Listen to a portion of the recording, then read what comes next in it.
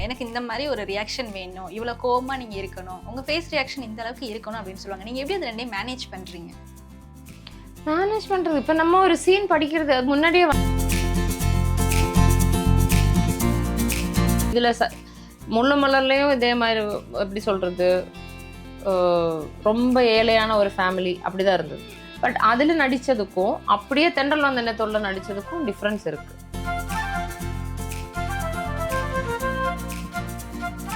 எல்லா சீரியல்லையும் எல்லா படத்துலயும் நான் எழுதி தர வில்லன் பல்பு தான் வாங்குறாங்க, பேரு மட்டும்தான் வில்லன். அதுக்கு காமெடி பண்ணிட்டு ஆக்சுவலா எனக்கு அப்படி தோணும், வில்லி பெஸ்ட் வில்லன் எதுக்கு பல்பு வாங்குறதுல தானா, அதுக்குதான் ஷீல்டு வாங்குறோம். பேசிக்கா வந்து நான் அவர் சொல்லி கற்றுக் கொடுத்த விஷயம் என்னன்னா, ஒரு சேட் சீன் முடியற வரைக்கும், அந்த சீன் முடியற வரைக்கும் நான் அந்த மூடு கொஞ்சம் மெயின்டைன் பண்ணுவேன். நடுவில் ஓடி போய் விளையாடி சிரிச்சுட்டு திருப்பி வர்றதுன்னா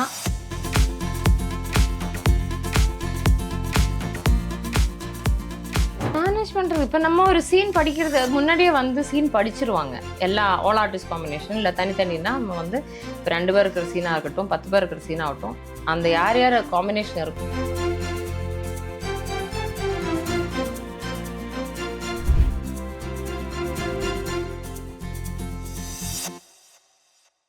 இப்போ ப்ராம்ப்ட் பண்றாங்கன்னா அவங்க சொல்றதை நீங்க லிசன் பண்ணணும். அதை தாண்டி ஒரு டைரக்டர் உங்களுக்கு ஒரு இன்ஸ்ட்ரக்ஷன் கொடுத்துருப்பாங்க, எனக்கு இந்த மாதிரி ஒரு ரியாக்ஷன் வேணும், இவ்வளோ கோவமா நீங்க இருக்கணும், உங்க ஃபேஸ் ரியாக்ஷன் இந்த அளவுக்கு இருக்கணும் அப்படின்னு சொல்லுவாங்க. நீங்க எப்படி அது ரெண்டையும் மேனேஜ் பண்றீங்க?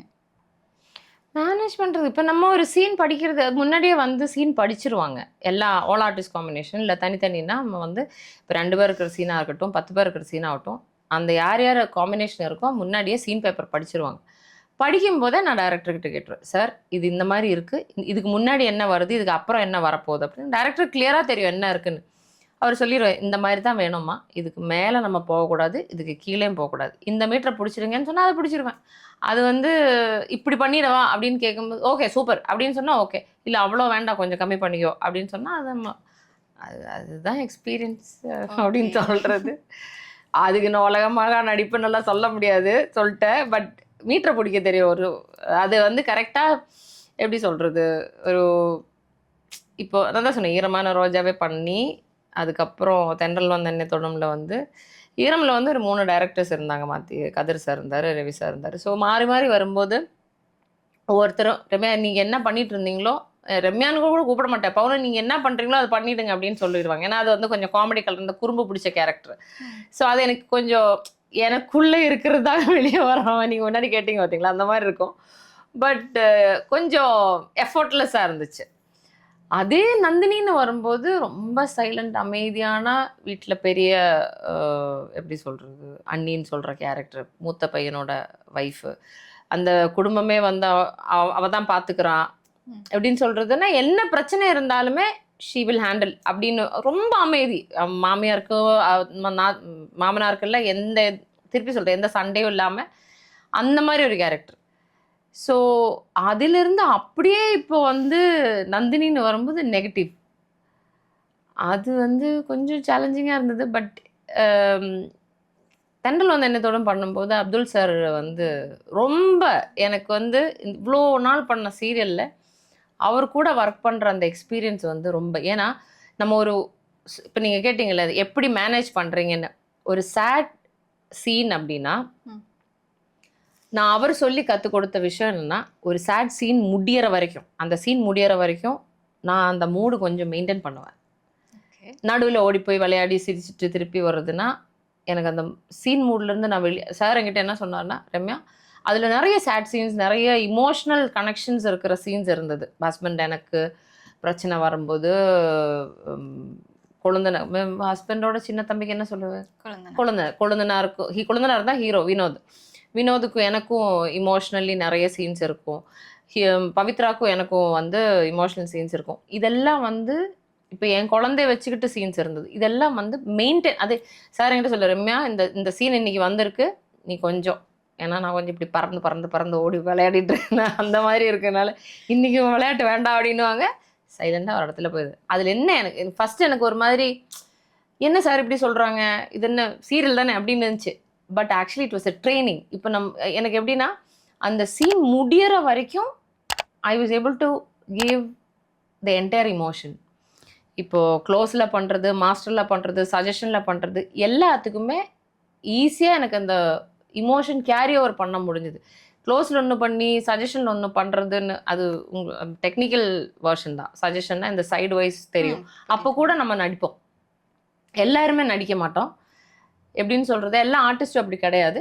பட் எனக்கு ஆப்போசிட்டாக இப்போ நீங்கள் நிற்கிறீங்களே, எனக்கு இங்கே கேமரா வச்சுருக்கேன்னா நான் மாஸ்டரில் என்ன சீன் பண்ணேன்னா க்ளோஸில் என்ன பண்ணேன்னா நான் ஆப்போசிட்டாக கொடுப்பேன். அப்போ தான் அங்கே நிற்கிறவங்களுக்கு ஈஸியாக நடிப்பு வரும். அது டயலாகாக இருந்தாலுமே அதில் நான் குறை வச்சதே இல்லை. அது சார்கிட்ட இருந்து வந்த ஒரு இது எனக்கு I am so blessed to have மீன் எப்படி சொல்கிறது, அந்த மாதிரி ஒரு டைரக்டர் கிடைச்சதோ, அவர் கூட வந்து ஒரு ஃபுல் சீரியல் ஒரு 800 எபிசோட் பண்ணது அது ரொம்ப பிளெஸிங் எனக்கு. அது நான் எப்போவுமே அவர்கிட்ட சொல்லுவேன், நீங்கள் சொல்லி கொடுத்த ஒரு சில விஷயங்கள் எனக்கு வந்து லைஃப் லாங் என்னை அது ஹெல்ப் பண்ணும். ஓகே மேம், நீங்க நடிக்கிறதை தாண்டி ஆப்போசிட்ல நடிக்கிறவங்களுக்கு ரொம்ப ஹெல்ப்ஃபுல்லா இருக்கீங்க. சூப்பர்.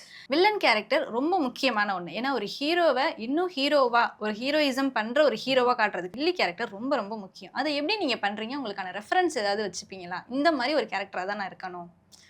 எக்ஸாம்பிளுக்கு நீலாம்பரி பண்ணும்போது படையப்பா இந்த எக்ஸாம்பிள் யாருமே சொல்லாம இருந்தது இல்லை. ஹைலைட்ஸ் ஆஃப் வில்லத்தனம்னு சொன்னாலே நீலாம்பரி தான். அது சொல்லாம இருக்க முடியாது. பட் நம்ம அது காப்பி பண்ண முடியாது. அந்த கேரக்டருக்கு அது தேவைப்பட்டுச்சு, அவங்க அந்த மீட்டர் எடுத்தாங்க. அதுனா ரஜினி சாருக்கு ஆப்போசிட்ல ரெமா மேம் பண்ணும்போது அது ஒரு பீக்ல இருந்தாதான் அதுக்கு இது பண்ண முடியும். ஆனாலும் நீங்க சொல்லுங்களேன், இந்த வில்லத்தனம்னு சொல்லி அவங்க கடைசியில பல்பு தானே வாங்கினாங்க. எல்லா சீரியல்லையும் எல்லா படத்துலயும் நான் எழுதி தரேன் வில்லன் பல்பு தான் வாங்குறாங்க, பேரு மட்டும்தான் வில்லன். அதுக்கு காமெடி பண்ணிட்டு ஆக்சுவலா எனக்கு அப்படி தோணும், வில்லி பெஸ்ட் வில்லன் எதுக்கு பல்பு வாங்குறதுல தானா, அதுக்குதான் ஷீல்டு வாங்குறோம். பேசிக்கா வந்து நம்ம எந்த அவார்டு கொடுத்தாலுமே எனக்கு ஃபீல் ஆகும், ஒரு சீரியல்ல ஒரு எபிசோட்லயாவது லெட் த வில்லன் வின். இப்போ ஏதாவது ஒண்ணு பண்ணி ஜெயிச்சுட்ட நம்ம ஜெயிச்சிட்டோம் மாறா அப்படின்னு சொல்லணும் தோணும். பட் எல்லா இடத்துலயும் பல்பு தாண்டா வாங்குறேன். அதனால வில்லன் எல்லாம் சொல்லி எப்படி நான் என்னையே ஆறுதல் படுத்துறதா தெரியல. எல்லா எபிசோட்லயும் எல்லா சீன்ஸ்லயும் நம்ம பண்றதும் நம்ம நடக்கணும்னு நினைச்சு எழுதுறவங்களே கூட சொல்லணும், ஏன் ஹீரோயின் ஜெயிக்க வைக்கிறாங்க, டோக்க விடுங்க ஒரு வாட்டி. அப்போ பப்ளிக் என்ன யோசி, ஐயோ இதுங்க இப்படி பண்ணிட்டாங்களே, இவங்க என்ன பண்ணுவாங்கன்னு யோசிக்க விட மாட்டேங்கிறாங்க. எப்பவுமே வெற்றி வந்து goes to the hero and heroine இல்லையா? that is it's a never ending story.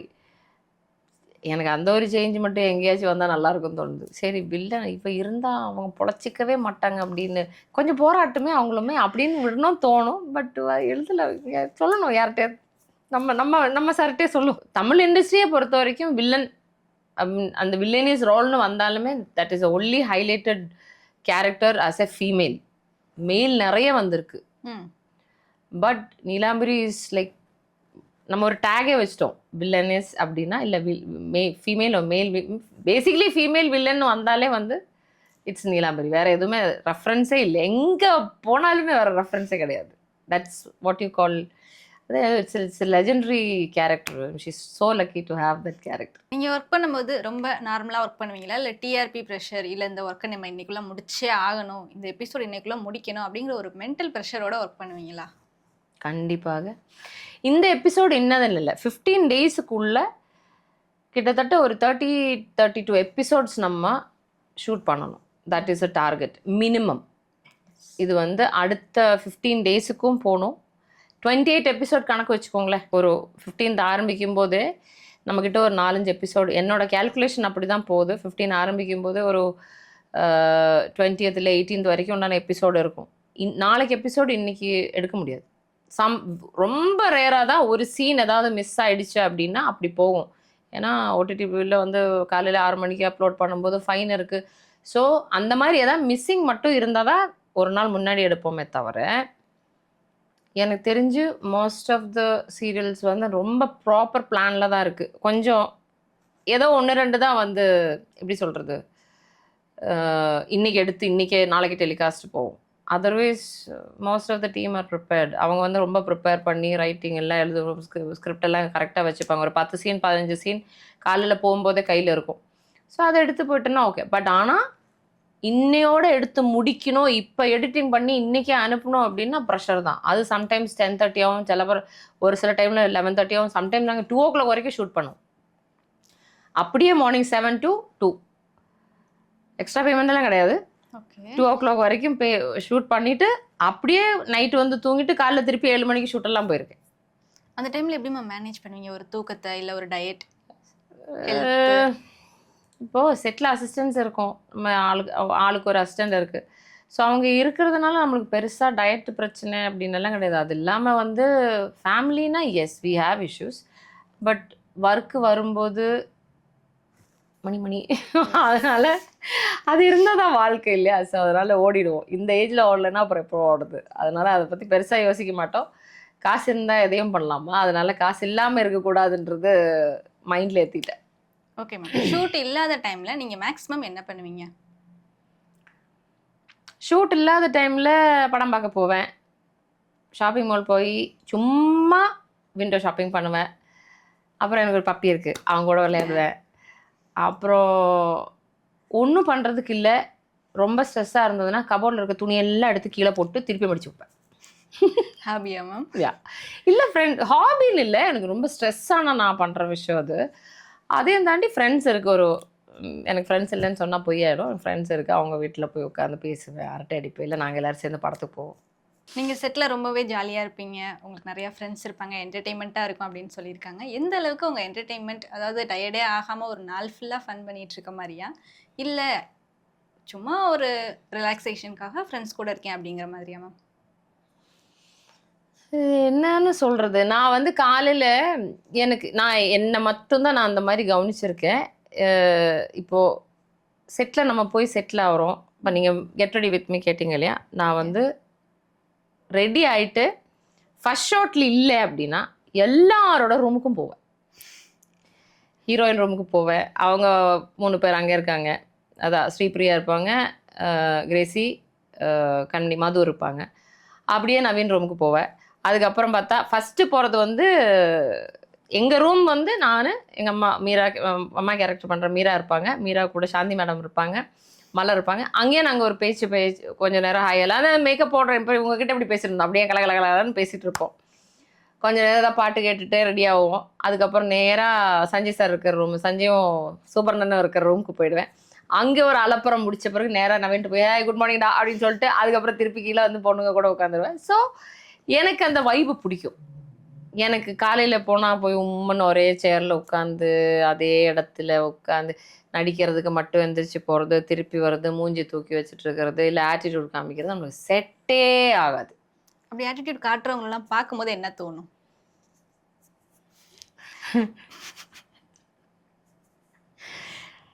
இது எப்படின்னா, நீங்க கேட்ட கேள்விக்கு பிக் பாஸ் உள்ள இல்லைன்னா நான் சொல்லியிருப்பேன் பதில். பட் எப்படின்னா, see some people, for some people, ஒரு சில பேருக்கு அது டிசிப்ளின். அதனால நான் டிசிப்ளின் இல்லாமல் இல்லை. நான் போய் எல்லாருக்கிட்டையும் பேசுறது எனக்கு ஜாலியாக இருக்குது. எனக்கு நான் பேசும்போது அவங்க சிரிக்கிறது, இல்லை திருப்பி ஏதாவது பதில் சொல்கிறது. நானும் சஞ்சய் சாரும் கார்த்தியெல்லாம் ஹிந்தியில், தமிழில், மலையாளத்தில் மாற்றி மாற்றி பேசுவோம். எதை பேசுகிறது என்னை சுற்றி இருக்கிற யாருக்கும் எதுவுமே புரியாது. பட் ஒரு சில பேருக்கு டிசிப்ளின் வந்துட்டு அங்கேயே உட்காந்து அவங்க வேலையை பார்ப்பாங்க. ஒரு சில பேருக்கு ஆட்டிடியூட். எனக்கு ஆட்டிடியூட் பிடிக்காது. அப்படி இருக்கிறவங்கள்ட்ட நான் கொஞ்சம் தள்ளி இருப்பேன். அதையும் தாண்டி அவங்கள சொல்லி புரிய வைக்கிறதுக்கு ட்ரை பண்ணுவேன். புரியல, நான் இப்படி தான் இருப்பேன்னு இருக்கேன்னா கடுபட்டு போ, எனக்கு என்ன அப்படின்னு சொல்லிட்டு விட்டுருவேன். திருத்த ட்ரை தான் பண்ண முடியும், மாற்றி வைக்க முடியாது.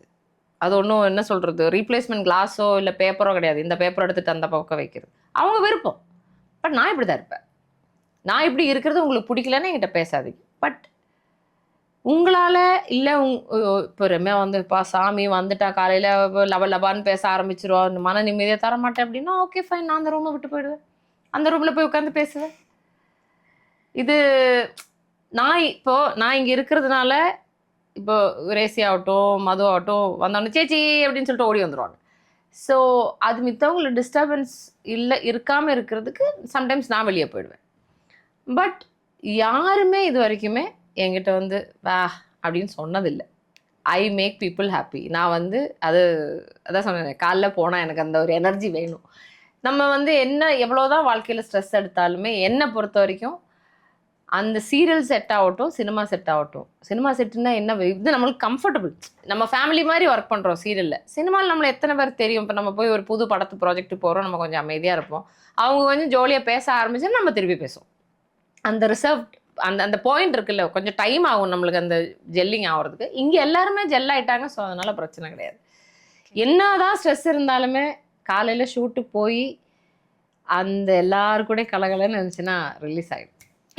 முன்னாடிலாம் ஸ்டேஜ் ப்ரோக்ராம் பண்றவங்க, நாடகம் அந்த நாடகத்துல நடிச்சவங்க தான் மேக்சிமம் சினிமாக்கோ இல்ல சீரியலுக்கோ ஆக்ட்ரஸா வராங்க. இப்போலாம் ரொம்ப ஈஸியா ரீல்ஸ் பண்றவங்க, இந்த மாதிரி விளாக்ஸ் பண்றவங்க வந்திருக்காங்க. இது வந்து ஒரு எப்படி சொல்றது, ரொம்ப ஈஸியா உங்களுக்கு கிடைச்சிருச்சு அப்படின்னு சொல்லலாமா? இல்ல சீரியல் பண்றவங்களால கேமரா மாடி நின்று ஒரு ஆக்ஷனோ இல்ல ஒரு ரியாக்ஷன் பண்ண முடியாது அப்படின்னு சொல்றீங்களா? ஆக்ஷனும் ரியாக்ஷன் இதில் எனக்கு வந்து ஆக்சுவலாக இந்த இன்ஸ்டாகிராம் ரீல்ஸ் அண்ட் இன்ஃப்ளூயன்சர்ஸ் எல்லாம் தப்புன்னு நான் சொல்ல. பட் அவங்க எவ்வளோ இப்போ நான் வந்து I'm not saying I'm single take artist. எனக்கு ஆனாலுமே எனக்கு 2வது டேக் சம்டைம்ஸ் எனக்கு தமிழ் சம்டைம்ஸ் ரோல் ஆகும். நம்ம டைலாக் பேசும்போது ரோல் ஆகும்னா போகலாம் அப்படின்னு. சீரியலில் வந்து மோஸ்ட்லி 1 or 2 டேக்கில் நம்ம ஓகே பண்ணிவிடுவோம். படம் எப்படின்னு வந்து இப்போது ப்ராப்பர் ப்ராக்டிஸ் பண்ணி தான் போகிறாங்க. பட் ரீல்ஸ் அண்ட் இன்ஃப்ளூயன்சர்ஸ் வந்த பிறகு என்ன ஆச்சுன்னா, நீங்கள் சொல்கிற மாதிரி ஈஸியாக இப்போ அந்த ஒரு பர்டிகுலர் பர்சன் வந்து ரீல்ஸ் 10 டேக் எடுக்கலாம், 100 டேக் எடுக்கலாம். இது எத்தனை டேக் எடுத்து தான் இவங்க போஸ்ட் போடுறாங்கன்னு யாருக்குமே எந்த ஐடியாவும் இல்லை. இவங்களுக்கு நடிக்க தெரியுமா, நீங்கள் அந்த ஃபைனல் அவுட்புட் பார்த்து மட்டும்தான் ஒரு ஜட்ஜ்மெண்ட்டுக்கு வரீங்க. எக்ஸ்பீரியன்ஸ் இருக்கிற ஆர்டிஸ்ட்டை அவாய்ட் பண்ணிட்டு ரீல்ஸில் ஃபேமஸ்ன்னு சொல்லிட்டு கொண்டு வந்து நடிக்க வைக்கிறது எனக்கு தெரியல. But again there are people who is very talented. அவங்க வந்து எப்படி சொல்கிறது, ஒரு படத்துக்கு ஆடிஷன் போகிறது கஷ்டம், இல்லை கான்டாக்ட் இல்லை, யாரை கூப்பிட்றது யார்கிட்ட பேசுகிறதுன்னு தெரியாமல் இருக்கும்போது ரீல்ஸ் மூலமாக இன்ஃப்ளூயன்ஸ் பண்ணி உள்ளே வரதுல தப்பு கிடையாது. பட் அவங்க மட்டும்தான் நடிக்க தெரியும் அப்படின்னு சொன்னால், அப்போ இவ்வளோ நாள் நாங்கள் கொஞ்சம் பேர் எக்ஸ்பீரியன்ஸாக இருக்கிறோமோ, நாங்கன்னு இல்லை, மொத்தமாக இண்டஸ்ட்ரி மொத்தமாக சொல்கிறேன். நடிச்சுட்டு இருக்கிறவங்க இப்போ சீரியலில் நடிக்கிறவங்க சினிமாவில் நடிக்கக்கூடாது அப்படின்னு நடுவில் ஒன்றும் சொன்னாங்க. பட் இப்போ அதுவும் மாறுது. வெப் சீரிஸ் வந்ததுக்கப்புறம் எவ்ரி ஒன் இஸ் ஷிஃப்டிங். சீரியல்லேருந்து வெப் சீரிஸ் போகிறாங்க, வெப் சீரிஸ் பண்ணிட்டு இருக்கும்போது படம் பண்ணுறாங்க. இப்போ ஆட்டிடியூட் கொஞ்சம் மாறி இருக்கு. பட் ரீல்ஸில் இருக்கிறவங்க மட்டும்தான் நடிப்பாங்க அப்படின்னு சொன்னால் எனக்கு அது இல்லை. ஆனால் சீரியலில் இருக்கிறவங்க சினிமாவுக்கு போகிறது ரொம்ப ரொம்ப கம்மி. ஏன்னா ப்ராம்ப்ட் பண்ணுவாங்க, அவங்களுக்கு டைலாக் ஃப்ளூவாக வராது அப்படின்னு சொல்கிறாங்க. அது நீங்கள் எப்படி பார்க்குறீங்க? இப்போ நாளைக்கு நீங்கள் சினிமாலேயும் ப்ராம்ப்டிங் இருக்குது. சினிமாலேயும் ப்ராம்ப்டிங். இப்போது தெலுங்கு ஆர்டிஸ்ட் ஒருத்தங்க தமிழுக்கு நடிக்க வராங்க, எப்படி நடிப்பாங்க? தமிழ் தெரியலன்னா ப்ராம்ப்டிங் கண்டிப்பாக பண்ணி தான் ஆகணும். அவங்க லிப் மூவ்மெண்ட் கொடுத்துருவாங்க, ஆக்ஷனும் கொடுத்துருவாங்க. பட் ப்ராம்ப்டிங் இல்லாமல் பண்ண முடியாது. அதையும் தாண்டி பக்கமாக இருக்கிற பேஜஸில் இருக்கிறது மனப்பாடம் லைக் பை ஹார்ட் பண்ணிட்டு நடிக்கிற ஆர்டிஸ்ட் தான் நம்மக்கிட்ட இருக்கிறவங்க எல்லாருமே. இப்போ என்ன கேட்டால் எனக்கு இந்த சீனுமா அப்படின்னு சொல்லிட்டு எனக்கு பை ஹார்ட் பண்ண முடியும். அதான் சொன்னேன், அந்த ப்ரிப்பரேஷன் டைம் கொடுத்ததுன்னா சினிமாவில் எல்லா ஆர்டிஸ்ட்க்கும் ப்ரிப்பரேஷன் டைம் இருக்குது. எனக்கு தெரிஞ்சு இப்போ ஒரு நாள் முன்னாடியாச்சும் ஸ்கிரிப்ட் கிடச்சிரும். ஸோ அது படித்து பை ஹார்ட் பண்ணுறதுல தப்பு இல்லை. சீரியலுக்கு என்ன ப்ராம்ப்டிங் போகிறேன்னு தெரியுமா? முன்னாடி வந்து ப்ராம்ப்டிங் அந்த அளவுக்கு இல்லை. எப்படி சொல்கிறது, நான் வந்து 2010லலாம் சீரியலில் வரல. ஸோ அப்போ கேள்வி தான் பட்டிருக்கேன், ஒரு சில டைரக்டர்ஸ் வந்து ப்ராம்ப்டிங் அலோவ் பண்ண மாட்டாங்க அப்படின்னு. அப்போ என்னென்னா, இந்த டிஆர்பி பிரச்சனை இல்லை, காலையில் 6 மணிக்கு எபிசோட் டெலிகாஸ்ட் அந்த பிரச்சனை இல்லை. இப்போ வந்து ஓடிடி வந்ததுக்கப்புறம் மார்னிங் 6 o'clock டெலிகாஸ்ட் போகணும், இல்லைன்னா ஃபைன். ஸோ 15 நாள் தான் ஷூட்டு. இந்த 15 நாளுக்குள்ளே எடுத்து முடிக்கணும் இல்லையா? ஸோ என்ன ஆகுனா, எப்படி சொல்கிறது, இப்படின்றதுக்குள்ளே சீன் முடியும் ப்ராம்ப்டிங் பண்ணால். மனப்பாடமாக பண்ணிவிட்டு மிஸ் ஆகிடுச்சுன்னா திருப்பி ரீடேக் பண்ணுவோம்ல.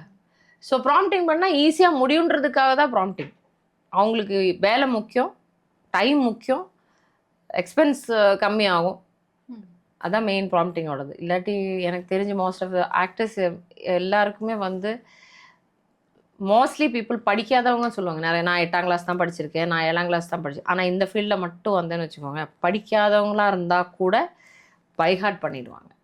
அவங்களுக்கு அந்த டேலண்ட் மட்டும் இருக்குது ஆக்டர்ஸ் நான் பார்த்த வரைக்கும். தமிழ் தெரியாமல் எப்படி மேம் இத்தனை சீரியலில் நடிச்சிங்க? எனக்கு தமிழ் படிக்க தெரியாது அப்படின்னு சொல்கிறீங்க. ஜஸ்ட் ஒரு Prompting ப்ராம்ப்டிங் வச்சு கிட்டத்தட்ட 10 சீரியல் பண்ணியிருக்கீங்க. கண்டிப்பாக பாராட்ட வேண்டிய 11 கெஸ்டோட சேர்த்து 11 சீரியல் ஆயிடுச்சு. என்னதான் அவங்க ப்ராம்ப்ட் பண்ணாலும் அந்த மீனிங் தெரியணும்ல. இப்போ அவங்க சொல்கிறாங்கன்னா அதுக்கான தமிழ் மீனிங் இல்ல இதுக்கு வேற அர்த்தம் இருக்கு. மீனிங் எல்லாம் நல்லாவே தெரியுமே. நான் காலேஜ் படிக்கும்போது தமிழ் நல்லா கத்துக்கிட்டேன். எனக்கு அது பேசும்போது தான் கொஞ்சம் ஃபர்ஸ்ட் எல்லாம் ப்ராப்ளம் இருந்தது. இப்ப பேச பேச பேச நல்லா வாங்க போங்க எல்லாம் வந்தாச்சு. ஒரு பிரச்சனை இல்ல. ஸோ அதனால சம்டைம்ஸ் ரொம்ப இப்போ 2, 3 கேமரா இருக்கும். ஒரே நாள்ல 2 யூனிட் போகும். இன்னும் 2 டைரக்டர்ஸ் இருக்கும். மேலேயும் கீழேயும் ஷூட் வந்து ஒரே மீன் சிங்கிள் ஃப்ளோர் ஹவுஸ்னா அந்த ரூம்ல ஒரு ஷூட் போகும். இந்த ரூம் ஈஸியா முடிக்கிறதுக்கு. அப்படி போகும்போது சம்டைம்ஸ் ப்ராம்ப்டிங் பண்றவங்களுக்கோ இல்ல ஸ்டோரி படிக்கிறவங்களுக்கோ டைம் கூட கிடைக்காது. அவங்க வந்து நின்னு மேடம் இதான் சீன் அப்படின்னா இந்த என்னடா டயலாக் இருக்கு இதுவா ஓகே போயிடலாம் போயிடலாம் அப்படின்னு சொல்லிட்டு படிக்காம கூட போயிருக்கேன். ஓகே. ஸோ அது தட் இஸ் ஆல் எக்ஸ்பீரியன்ஸ். இது நான் அதான் சொன்னேன் எகெயின் ஐ எம் பெரிய நடிகைன்றது கிடையாது. பை எக்ஸ்பீரியன்ஸ் வரதான். படிக்கும்போதே அந்த மூடில் நம்ம அந்த டயலாக் எடுத்துகிட்டு போயிடும். அவங்களே சொல்லிடுவாங்க மேடம் இதுதான் சீனு, இந்த மாதிரி அம்மாவுக்கு அடிபட்டிருக்கேன் இல்லைனா தம்பிக்கு அடிபட்டிருக்கேன் ஹாஸ்பிட்டலில் கூப்பிட்டு போகிறேன். ஸோ கொஞ்சம் சோகமாக இருக்கும், நான் படிச்சுட்டு போயிடுவேன். நான் போயிடலாம்டா அப்படின்னு சொல்லிட்டு ஓடி ஓடி போயிடுவேன். அது ப்ராக்டிஸ் ஆகிடுச்சு. நீங்கள் சினிமா சீரியல் ரெண்டுலேயுமே இருந்திருக்கீங்க. எது ரொம்ப ஈஸியாக பண்ண முடியும்? ரெண்டும் ஈஸி கிடையாது. ஓகே. ஏன்னா இட்ஸ் டிபெண்ட்ஸ் அப்பான் இந்த கேரக்டர். நான் இது வரைக்குமே எதுவுமே ஒரே மாதிரி பண்ணதில்லை. ஐ மீன் ஒரே கேரக்டர் இதில் முள்ளு மலர்லேயும் இதே மாதிரி எப்படி சொல்கிறது ரொம்ப ஏழையான ஒரு ஃபேமிலி அப்படி தான் இருந்தது. பட் அதில் நடித்ததுக்கும் அப்படியே தென்றல் வந்த எண்ணத்தோட நடித்ததுக்கும் டிஃப்ரென்ஸ் இருக்குது. ஸோ படமாக அப்படியே மன்னார் அதுவும் ஏழை தான். பட் ஆனால் கேரக்டர் டிஃப்ரென்ஸ் இருக்குது, மேக்கப் டிஃப்ரென்ஸ் இருக்குது, அந்த பர்டிகுலர் கேரக்டரோட ஆட்டிடியூடுக்கு டிஃப்ரென்ஸ் இருக்குது. ஸோ நம்ம போடுற எஃபோர்ட்டு தான் அது. இது ஈஸி இது இப்படின்னு கிடையாது. சினிமாவில் நம்மளுக்கு காஸ்டியூம்லேருந்து எல்லாமே கம்பெனிலேருந்து கொடுப்பாங்க. சீரியலில் நம்ம தான் எல்லாமே அரேஞ்ச் பண்ணி நம்ம ஆன் காஸ்டியூமில் பண்ணோம், நம்ம ஆன் மேக்கப் பண்ணோம். சினிமாவில் மேக்கப் பண்ணுறதுக்கு மேக்கப் மேன் இருப்பாங்க. ஸோ அது production wise it matters. But அதையும் தாண்டி ரெண்டும் ஈஸி நல்லா சொல்ல முடியாது. ரெண்டுக்கும் அதுக்கு உண்டான எஃபோர்ட் இருக்குது. உங்களுக்கு மேக்கப் பண்ணுறது பிடிக்குமா இல்லை வித்தவுட் மேக்கப்பில் இருக்கிறது பிடிக்குமா? வெளியே போகும்போது ஃபங்க்ஷன் அது இதுனா மேக்கப் பண்ணிட்டு போவேன். அதர்வைஸ் எனக்கு ஒரு மேக்கப் இல்லாமல் ரொம்ப பிடிக்கும். எனக்கு மேக்கப் போடுற அந்த ப்ராசஸே வந்து உட்காந்துட்டு சோம்பேறித்தனம். பட் எஸ் நம்மளே நல்லபடியாக ப்ரெசென்ட் பண்ணோம். ஒரு ஃபங்க்ஷன் போகிறேன், கல்யாணம் போகிறேன், இல்லை ஒரு இனாகுரேஷன் போகிறேன் அப்படின்னா I get ready and go. But otherwise I'm chill with my own skin. இப்போ வர எங்கள் ஆர்டிஸ்ட்டுக்கு நீங்கள் சொல்கிற அட்வைஸ் இல்லை சீரியல் இப்படி தான் இருக்கும், இப்படி தான் நடிக்கணும், அந்த மாதிரி ஏதாவது ஒரு அட்வைஸ் இருக்கா? அட்வைஸ் கொடுக்குற அளவுக்கு எல்லாம் நான் பெரிய ஆளான்னு கேட்டால் எனக்கு தெரியாது.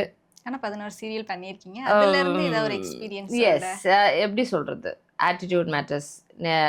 ரொம்ப அரகண்டாக இருக்கிறது தப்பு. அதே மாதிரி நடிங்க, கேமரா முன்னாடி மட்டும் நடிங்க. B real. எனக்கு தெரிஞ்ச அந்த ரியாலிட்டி வர்றது நிறைய பேருக்கு வரதில்லை. நம்ம சொல்லுவோம் உலக மகா நடிப்புடா சாமின்னு சொல்லுவோம் தெரியுமா? அதெல்லாம் நான் பார்த்துருக்கேன் நிறைய இடத்துல. ஃபேக்காக நிறைய இடத்துல அவங்க வந்து இருக்கிறதுலே குறுக்கடாக இருக்கும். பட் அப்பாவின்ற ஃபேஸு, பேச்சு வந்து அப்படியே வந்து வில்லங்கத்தனமாக இருக்கும். நம்மளால் கனெக்டே பண்ண முடியாது. பட் அதே சமயம் சிம்பதி க்ரியேட் பண்ணுவாங்க. சிம்பதி க்ரியேட் பண்ணிவிட்டு பண்ணுற ஆக்டிவிட்டீஸ் வேறு மாதிரி இருக்கும். ஒன்றுமே நம்மளால் கனெக்ட் பண்ண முடியாது. அப்போ யோசிப்பேன், ரியலாக இருக்கிறது தப்பாக இருக்கோ அப்படின்னு. பட் அதனால சொல்கிறேன், எனக்கு அந்த பி ரியல்ன்றது வந்து நிறைய பேருக்கு வராது. ஐ ஆம் எ ரியல், என்ன மாதிரி நான் மட்டும்தான் ஒரு பீஸ் இருக்கேன்னு நான் நம்புகிறேன். அந்த மாதிரி எல்லாராலையும் இருக்க முடியாது. பட் அட்லீஸ்ட் ஹாவ் தட், என்ன சொல்கிறது, எங்கேயாச்சும் ஒரு இடத்துல சின்சியராக இருங்களேன். நடிக்க வரவங்கள்ட்ட சொல்கிறேன், ஒன்று நடிப்பில் சின்சியராக இருங்க, இல்லை வாழ்க்கையில் சின்சியராக இருங்க. ஏதாவது ஒரு இடத்துல இருந்தால் நல்லாயிருக்கும். அது மெயின்டைன் பண்ணால் எத்தனை பேரால் இருக்க முடியும் தெரில. இது இப்போ நான் சொல்கிறது கூட எத்தனை பேர் ஏற்றுப்பாங்க எனக்கு தெரில. But this is what I feel. எனக்கு வந்து நான் எல்லார்ட்டையும் சொல்கிறேன், என்னோடய ஃப்ரெண்ட்ஸ் ஆகட்டும் எல்லாம், நானாக இருக்கிறது என்னோட ஆளுங்க கூட. கேமரா முன்னாடி தான் கேரக்டராக மாற முடியும். இல்லாட்டி எனக்கு எப்படி சொல்கிறது, கோவம் வந்தால் கோவப்பட்டுடணும், சிரிக்கணும்னா சிரிச்சிடணும். பட் அதுக்குன்னு ஃபேக்காக இருக்கக்கூடாதுல்ல. மேம், செட்லேயே மறக்க முடியாத ஒரு நாள் இல்லை ஒரு மொமெண்ட்னா என்ன? ஒவ்வொரு சீரியல் செட்லேயும் ஏதாவது ஒரு மறக்க முடியாதுன்னு என்ன டச் பண்ணி அப்படின்னு சொன்னால், இப்போ ரீசெண்டாக 2025 என் பர்த்டேக்கு ஆக்சுவலாக 12 நம்ம கேக் கட் பண்ணுவோம். நானும் கொஞ்சம் சீக்கிரமாக போகணும், கொஞ்சம் சீக்கிரமாக விடுங்க எல்லாம் டேரக்டர் கேட்டிருந்தேன். மதியத்துலேருந்து சீனை வெளியெல்லாம் போயிட்டு வந்தாங்க. நான் வந்து உள்ளே இருந்து ஆஸ் யூஷுவல் இருக்கேன். ஈவினிங் ஒரு சீனாக இருக்குன்னு சொல்லிட்டு சீன் ரெடின்னு சொல்லிட்டு வெளியே வரும்போது பார்த்தா வீடே ஃபுல்லாக டிஜே செட்டப்பில் இருக்குது. லைட் எல்லாம் போட்டு டிஜே கவுண்டர் வச்சு பலூன் எல்லாம் ஃபுல்லாக டெக்கரேட் பண்ணி பயங்கர வால்யூம். நம்ம ஒரு கிளப்பு போனோம் அப்படி இருக்கும் அப்படி. அப்போ எனக்கு அன்றைக்கி ஷூட் இருக்குது, நெக்ஸ்ட் டேயும் ஷூட் இருக்குது. ஸோ நம்ம வந்து பெருசாக வெளியெல்லாம் போக முடியாது, ஃபேமிலியோட ஒரு டின்னர் மட்டும் பிளான் பண்ணலாம் அப்படின்னு இருக்கும்போது என்னடா எனக்கு சொல்லி வச்ச மாதிரியே வந்து இருக்குன்னா சத்தியமாக சொல்கிறேன், அன்னைக்கு I was like so happy. எங்கேயும் போகலனாலும் பரவாயில்ல, நம்ம செட்லேயே கொண்டாடிடலாமா அப்படின்னு சொல்லிட்டு குத்து அந்த அந்த அந்த எபிசோட்லேயே வந்து அந்த சீன்லேயே வந்து கடைசியில் நான் ஃபேமிலி மெம்பர்ஸ் எல்லாம் சேர்ந்த மலர், நான் நவீன், மது, ஐ மீன் வெற்றி, கண்மணி எல்லாம் மிச்சி, அன்பு, கண்மணி எல்லாரும் சேர்ந்து டான்ஸ் ஆடுற மாதிரி சீனு. ஆக்சுவலாக டைரக்டர் கட்டே சொல்ல, நாங்கள் ஆடிட்டே இருந்தோம், பயங்கரமாக குத்துன்னு குத்தி டான்ஸ் ஆடி வேர்த்து ஊற்றிதுக்கு அப்புறம் தான் சார் வந்து கட்டு சொன்னார். எனக்கு அது ரொம்ப சந்தோஷமாக போச்சு. Like I was like celebrating. அதுக்கப்புறம் அவங்க கேக் கட் பண்ணாங்க, அது வேறு விஷயம். கிரேசி, கார்த்தி எல்லாம் சேர்ந்து பிளான் பண்ணி கேக் கட் பண்ணோம். பட் கிரேசி கார்த்தின்னு இல்லை, என்டையர் செட்டு பிளான் பண்ணுது. தப்பாக வந்து கன்வே ஆகக்கூடாது. Everyone had put in their effort. அதனால கேக் கட் பண்ண எனக்கு சந்தோஷமாக அதுக்கப்புறம் நான் வீட்டுக்கு போனேன், சீன் முடிச்சுட்டு. அது எனக்கு இந்த வருஷம் 2025 வந்து ரொம்ப ஹாப்பியாக இருந்தது. அப்படி நடந்ததே இல்லை எந்த செட்லேயுமே. So I fell so happy and blessed. Fan boy moment ஏதாவது இருக்காமா? இந்த மாதிரி ஃபேன்ஸ் வந்து மீட் பண்ணாங்க, சம்திங் என்னை பார்த்த உடனே உங்களுக்கு இந்த சீரியல் ஞாபகம் வந்துச்சு, வந்து பேசினாங்க, அந்த மாதிரி மறக்க முடியாதது? இப்போ இந்த சீரியல் பண்ணும்போது இல்லை, ஈரமான ரோஜாவை பண்ணும்போதும் தென்றல் வந்து என்ன தொடும் பண்ணும்போது ஒரு வாட்டி ஏதாவது நிறைய இன்டர்வியூவில் சொல்லியிருக்கேன்னு நினைக்கிறேன். போரூர் சிக்னல் கிட்ட எனக்கு அங்கே ஒரு ஃப்ரெண்டு தெரிஞ்ச ஒரு சலூன் போயிட்டு நான் கீழே இறங்கி நிற்கிறேன். ஒரு பாட்டி வந்து அப்படியே எனக்கு கிள்னாங்க, நீ ஏன் வந்து அந்த பொண்ணை இவ்வளோ பாடுபடுத்துற அப்படின்னு. அப்புறம் என்ன முடிய பிடிச்சி இழுத்தாங்க.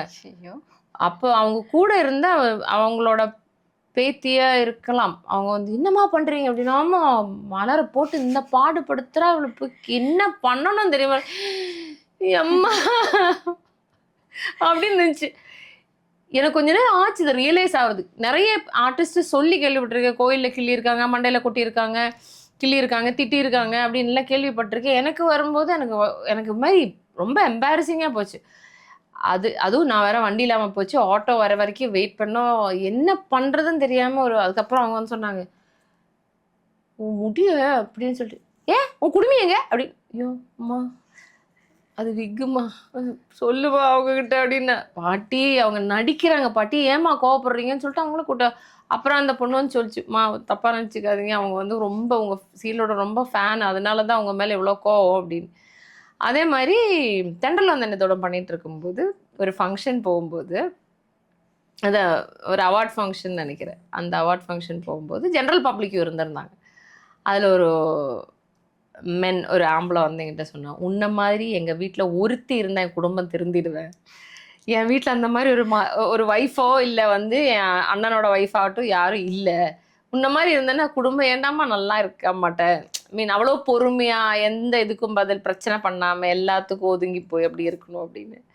அது எனக்கு வந்து ஆக்சுவலாக ஒரு அவார்ட் கொடுத்த மாதிரி இருந்துச்சு. இந்த கேரக்டர் கிரியேஷன் பண்ணிட்டு இருக்கிறது அப்படி தான். அதனால இப்போ ஒரு சில பேர் திருப்பி கேள்வி கேட்பாங்க, நான் தான் கேட்பேன், அது வேற விஷயம். பட் நந்தினின்ற கேரக்டர் கேட்க மாட்டாங்க. ஸோ எனக்கு அது வந்து ரொம்ப பெருமை ஆச்சு. ஓகே, நம்ம கொடுக்குற அந்த எஃபோர்ட்டுக்கு தான், எழுதுகிற அந்த கேரக்டருக்கு நான் கொடுத்துருக்கிற எஃபோர்ட்டு தான் வந்து அவங்களோட அந்த பாராட்டு. சம்டைம்ஸ் இந்த மாதிரி வரும்போது நமக்கு வந்து ஆக்சுவலாக அவார்டெல்லாம் தேவையில்லை, போதும் இதே போதும் அப்படின்னு தோணும். மேம், உங்களுக்கு உங்கள் டாக், அதாவது பேபி வந்து ரொம்ப பிடிக்கும் அப்படின்னு சொல்லி நாங்கள் கேள்விப்பட்டிருக்கோம். எந்த அளவுக்கு பிடிக்கும்? ஏன் ஒரு நாய்க்குட்டி மேலே அவ்வளோ ஒரு ஆசை?